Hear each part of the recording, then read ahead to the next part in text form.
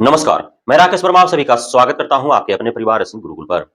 बिहार में शिक्षकों के तबादले की प्रक्रिया चल रही है। सभी आवेदनकर्ता लगभग जो 1,90,000 से अधिक है, उनके आवेदन पर शत प्रतिशत विचार होगा और जिन्होंने आवेदन किया है, उन सभी का तबादला होगा, ऐसे सिद्धार्थ ने स्पष्ट कर दिया है। लेकिन इसी साथ उन्होंने यह भी स्पष्ट किया है कि कुछ शिक्षक-शिक्षिकाएँ हैं, कुछ मतलब सैकड़ों की संख्या है उनकी, जिनका किसी भी हाल में वो तबादला नहीं करने वाले हैं, चाहे वह किसी भी परिस्थिति में हो।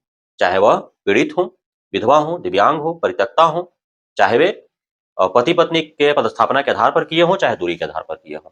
किसी भी कैटेगरी में हों, उनका तबादला नहीं होगा और उनकी संख्या सैकड़ों में है। कौन लोग हैं, इसका चर्चा मैं करूँगा इस वीडियो के अंत में। लेकिन जिनका होने वाला है, उनका कैसे होगा और कितने दिनों में होगा, यह तो जान लेना आवश्यक है। 1,90,000 आवेदनकर्ता हैं, जिसमें 1,62,000 से भी अत्यधिक आवेदनकर्ता जो हैं, उन्होंने दूरी के आधार पर आवेदन किया है, जिसमें 70,000 से अधिक महिलाएँ हैं और 92,000 से अधिक कौन है? पुरुष हैं। उन लोग को अलग-अलग तीसरा और चौथा चरण, महिलाओं को तीसरा चरण में, पुरुषों को चौथा चरण में तबादला देना है। पहले हम जिक्र कर लेते हैं प्रथम चरण और द्वितीय चरण का। तो प्रथम चरण में 10,400 कुछ है, माने 10,500 के आसपास हैं।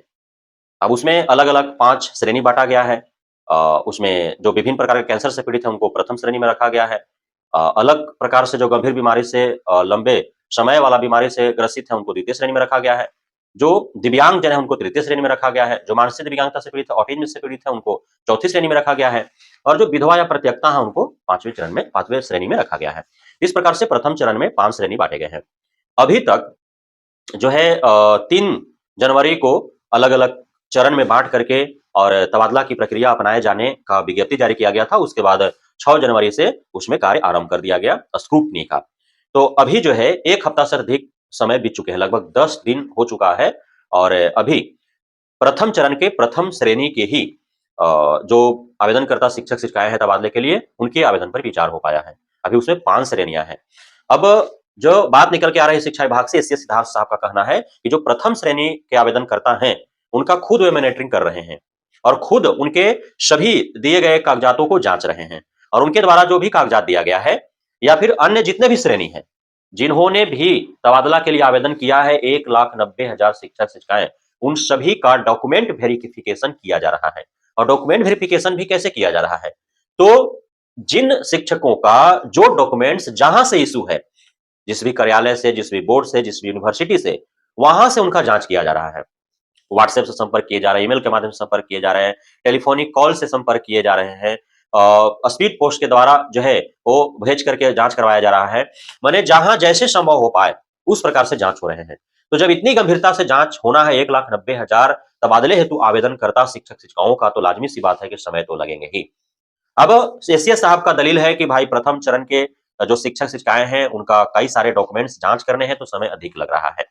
लेकिन द्वितीय चरण से जो है सब कुछ ठीक हो जाएगा। द्वितीय चरण, तृतीय चरण, चतुर्थ चरण का जो है वो जो है जिला स्तर पर करवा लिया जाएगा, जिला शिक्षा पदाधिकारियों को से करवा लिया जाएगा। जिला शिक्षा पदाधिकारी जो है, उनको भेज दिया जाएगा कि आपका जिला का ये लिस्ट है, इतना आपके जिला से दूसरे जिला में जाने वाले हैं, इतना आपका जिला में आने वाले हैं। फिर जिला जो है, वो प्रखंड स्तर पर सारा चीज़ जो है, वो स्क्रूटनी करके, वो अलग-अलग छाँट करके और फिर अलग-अलग अपने जिला के प्रखंड शिक्षा पदाधिकारियों को वो दे देगा और प्रखंड शिक्षा पदाधिकारी जो है, स्कूल आवंटित करेंगे। तो इस प्रकार से जो है, वो पूरा एक फॉर्मेट तैयार है कि किस प्रकार से क्या करना है। अब इसमें कुछ शिक्षकों का कहना है कि ऐसे तो धांधली हो जाएँगे फिर, जिला शिक्षा पदाधिकारी से, प्रखंड शिक्षा पदाधिकारी से कोई जाकर के सेटिंग कर लेगा। लेकिन जो एसीएस साहब है उनका कहना है कि उसका मौका ही नहीं दिया जाएगा। इसलिए कि जिला शिक्षा पदाधिकारी हो या प्रखंड शिक्षा पदाधिकारी हो, उनको नाम नहीं दिया जाएगा कि कौन शिक्षक-शिक्षिका आपके जिला में जा रहे हैं, कुछ भी नहीं दिया जाएगा। उनके नाम के जगह पर प्रतीकात्मक जो है कोई अंक या अल्फ़ाबेट दिया जाएगा कि 1 से लेकर के इतना। ये आपका जिला से है, इतनी संख्या में है। अब वो ऑप्शन दे दिया जाएगा कि हाँ, ये आपका जिला में यहाँ चॉइस डाला है, ठीक है? और उसके हिसाब से वो प्रखंड को बाँट देंगे कि इतना जो 1 से लेकर के इतना नंबर तक वो शिक्षा विभाग के द्वारा जिला शिक्षा पदाधिकारी के पास जो आया, इतना से इतना तक जो है वो आपको जिला में जा रहे हैं। ठीक है? तो अब कौन-कौन उसमें प्रतीकात्मक जो अंक या जो कुछ भी दिया हो, अंक दिया हो, अक्षर दिया हो, तो उसमें से कौन-कौन किस प्रखंड में जा रहे हैं, तो प्रखंड शब्दाधिकारियों को उस हिसाब से दे दिया जाएगा। और प्रखंड शब्दाधिकारी उठेगा, सो वह किस प्रतीकात्मक जो शिक्षक का जो रहेगा नाम, अल्फ़ाबेट या अंक रहे, तो वो डाल देगा कि हाँ, फलाने को हम ये स्कूल दिए। तो वो फिर लिस्ट बना करके और भेजाएगा शिक्षा विभाग को, और वहां से जो है वो उसके नाम पर चढ़ जाएगा और वो फिर वेबसाइट पर अपलोड हो जाएगा, या जैसा सूची जारी हुआ वैसा सूची जारी कर दिया जाएगा। तो इस प्रकार से होगा। अब जिला शिक्षा पदाधिकारी को जब लिस्ट सौंपने हैं, तो अब होगा क्या कि जितना आवेदन गया है उन सारे आवेदन का छटनी होगा। छटनी कैसे होगा? तो पहले तो कि 4 अलग-अलग चरण में करने हैं, तो 4 अलग-अलग चरणों में के जो आवेदन करता है उनका छटनी होगा। जैसे पहले तो छांट लिया गया प्रथम चरण वालों का, जो 5 अलग-अलग श्रेणी बांटे गए हैं, उसके जो है 10,400 कुछ हैं, तो उन लोगों को छांट लिया गया। उसके बाद 16,356 या क्या है, वो है आपका पति पत्नी के आधार पर, जिन्होंने पति पत्नी के पदस्थापना के आधार पर जिन्होंने आवेदन किया है वो। उसके बाद महिलाओं का छांट लिया गया 70,000 से अधिक, और 92,000 से अधिक जो है पुरुषों का छांट लिया गया। ये चरण दर छांट लिए गए। अब उसमें से छांटा जाएगा कैसे? तो कौन किस ग्रेड में है, किस ग्रेड का शिक्षक है, समझ रहे बात को, कौन किस जिला के लिए आवेदन किया है, तो इस प्रकार से छटनी होगा, तभी ना 3800 जिला में भेजा जाएगा उसको। तो ऐसे छांटने में भी समय लगेंगे। अब शिक्षा विभाग के द्वारा जो बातें निकल कर आ रही है, उनका कहना है कि प्रत्येक माह में एक 7 दिन 8 दिन के अंतराल पर जो है लिस्ट जारी किया जाएगा। यानी कि 6 तारीख को शुरू हुआ था और 10 तारीख को लगभग लिस्ट जारी हुए थे। तो अब 20 तारीख से पहले जो है दूसरा लिस्ट जारी करने का समय आ गया है। यानी कि प्रत्येक माह में 3 लिस्ट जारी होने की संभावना है।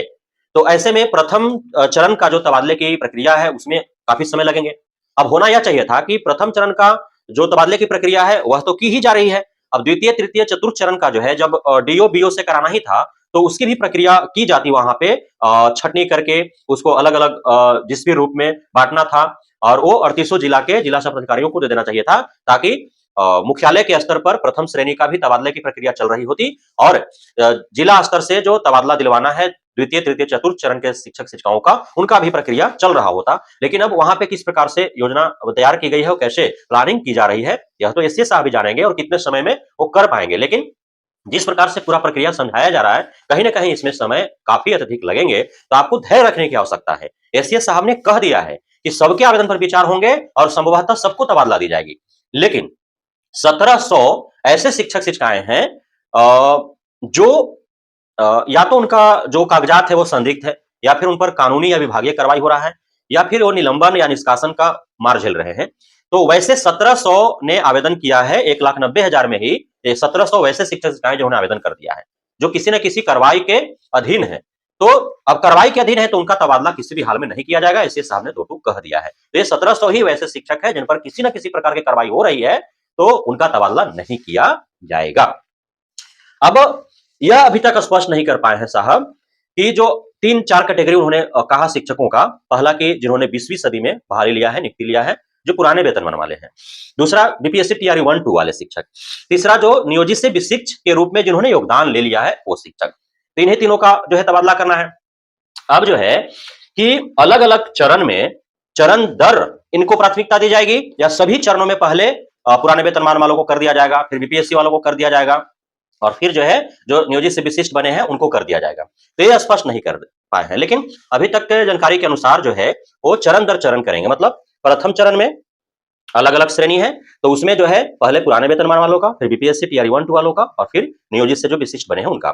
द्वितीय चरण में पुराने वेतनमान वाले का, फिर टीआरई 1-2 वालों का, फिर जो है नियोजित से विशिष्ट बने हैं उनका। तृतीय चरण में भी वैसे ही, चतुर्थ चरण में भी वैसे ही। ऐसे जो है अब तक की जानकारी के अनुसार सिस्टम के बारे में पता चल पाया है। तो अब इसमें जो है जिस प्रकार से पूरे सिस्टम को बताया गया एसएस साहब के द्वारा, कहीं ना कहीं काफी अधिक समय लगेंगे, लेकिन यह है कि तबादला होकर ही रहेगा, और आगामी विधानसभा चुनाव से पूर्व तबादला सभी को दे दिए जाएंगे। हाँ, उन्होंने टीआरई 3.0 के चयनित अभ्यर्थियों को जो जिला अलॉट कर दिया गया है, तो उसके बारे में उन्होंने बताया कि टीआरई 3.0 को जो जिला अलॉट किया गया है, अभी वे प्रशिक्षु शिक्षक के रूप में रहेंगे और उनका भी तबादला किया जाएगा। जब प्रथम दौर का ये जो तबादले की प्रक्रिया चल रही है, 1,90,000 शिक्षक शिक्षिकाओं का जब तबादला कर दिया जाएगा, तो उसके बाद उनका तबादला की प्रक्रिया आरंभ, यानी कि द्वितीय दौर का प्रक्रिया आरंभ तुरंत होगा। प्रथम दौर का जैसे ही समाप्त होगा, द्वितीय दौर के तबादले की प्रक्रिया आरंभ हो जाएगी। उसमें टीआरई 3.0 का जो है उनको किया जाएगा तबादला, और क्षमता परीक्षा फेज 2 वालों का किया जाएगा, और यदि फेज 3 हो जाता है उससे पूर्व तो उनको कभी कर दिया जाएगा, या जो टीआरई 4.0 होना है यदि वो हो जाता है उससे पहले तो उनको भी कर दिया जाएगा। लेकिन द्वितीय दौर के तबादले की प्रक्रिया में क्षमता फेज 2 वालों का और टीआरई 3.0 वालों का किया जाएगा। तो लंबे समय तक आपको धैर्य बनाए रखने की आवश्यकता है। बहुत बहुत धन्यवाद आप सभी साथियों का हमारे साथ जुड़े रहने के लिए, बनने के लिए, तैयार रहने के लिए, भरोसा बनाए रखने के लिए।